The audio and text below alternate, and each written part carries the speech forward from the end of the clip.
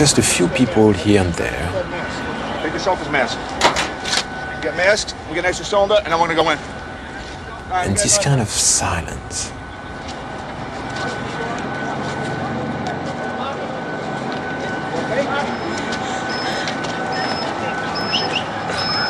You have ambulances straight down.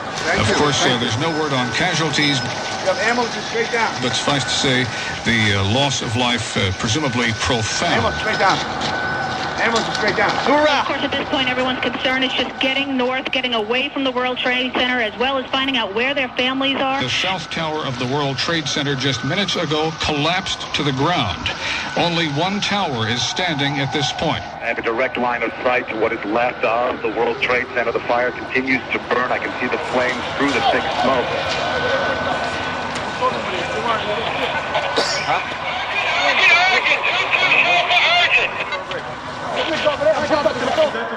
Battalion 1 to Chief Calvin.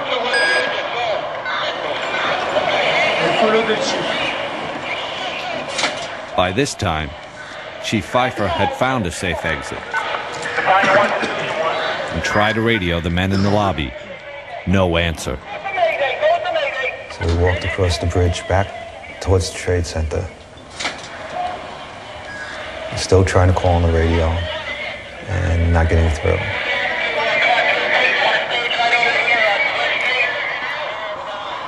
The guys that we had left there, they're not there anymore. They had already gone out another way, carrying the body of Father Michael Judge down the street to St. Peter's Church.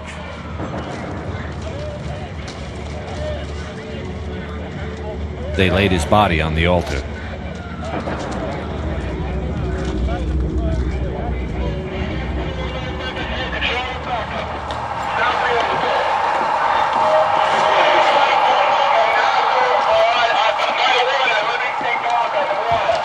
The chief, his aide Eddie Fahey, and Jules walked outside, underneath the footbridge they just crossed, and into a scene that none of them could even comprehend.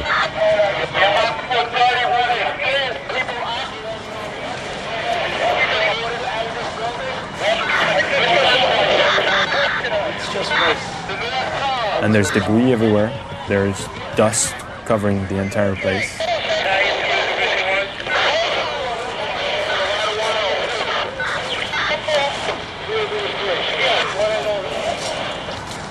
And we look, and the tower's here, so we say, okay, probably because something else. The tower is nice, it's standing. The other one, we can't see it, but it's probably just, you know, on the other side, and no one tells us. We have no clue.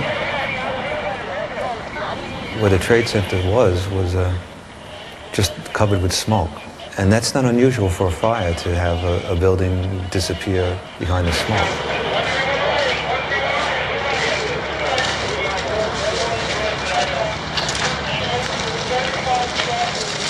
And then was it just a sense that this wasn't a good place to stay. So we walk north.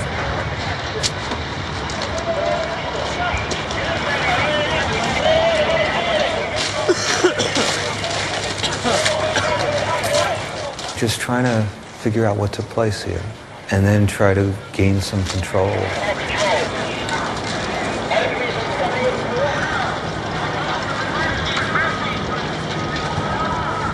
So we started to rebuild some sort of structure.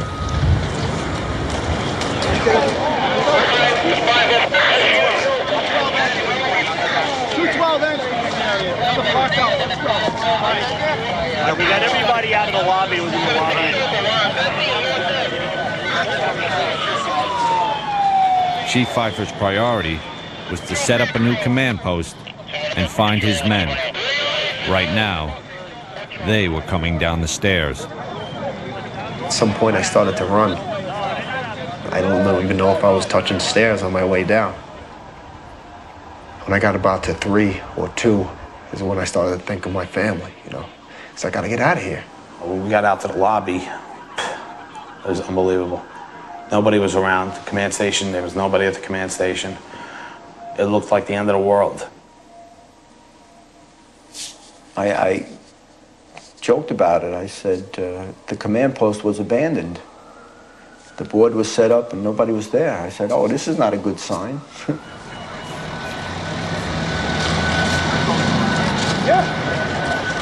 I knew there was nothing I could really do. I mean, I was not a fireman. I had absolutely no medical expertise at all. As just a civilian. But as a cameraman, yeah, there was something I could do. And it was to document what was happening. So the cameraman took over, just film.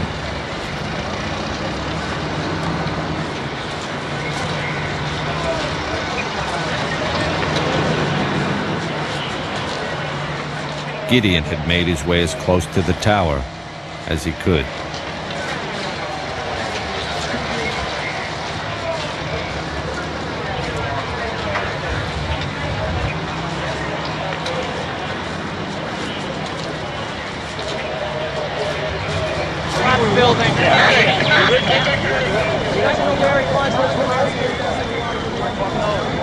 Strange enough, I kept the only thing that was my preoccupation was to clean my lens.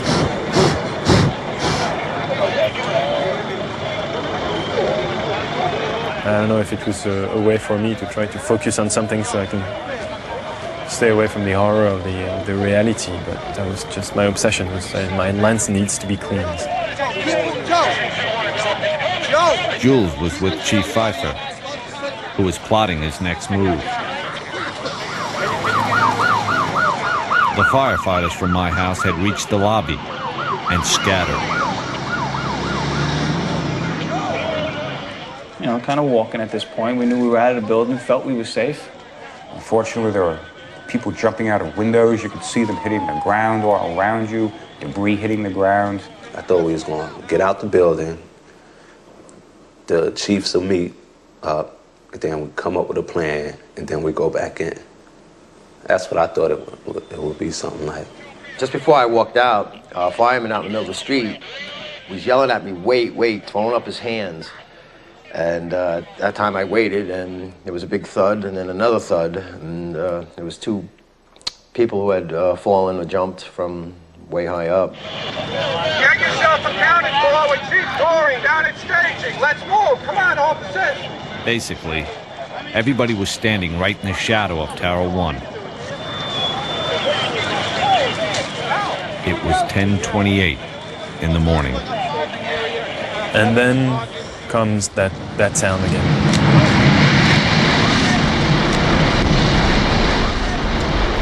And I don't even have time to think at that point. I just run.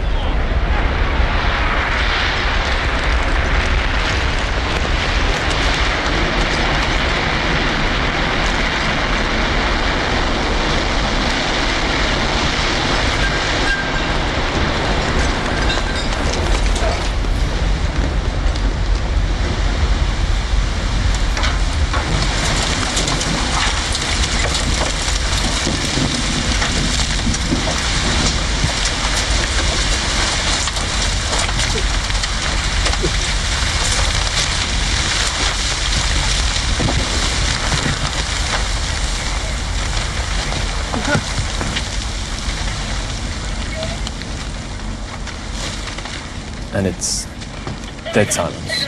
There's nothing. No radio calls, no sound, nothing.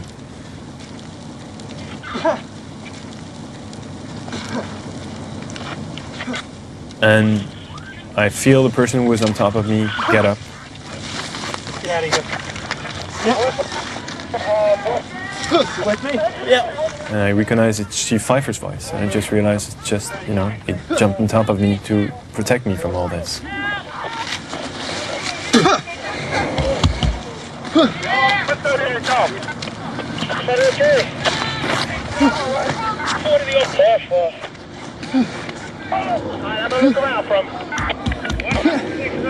Chief Pfeiffer said, okay, let's go now.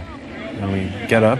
The dust starts to clear because the wind was blowing in the opposite direction.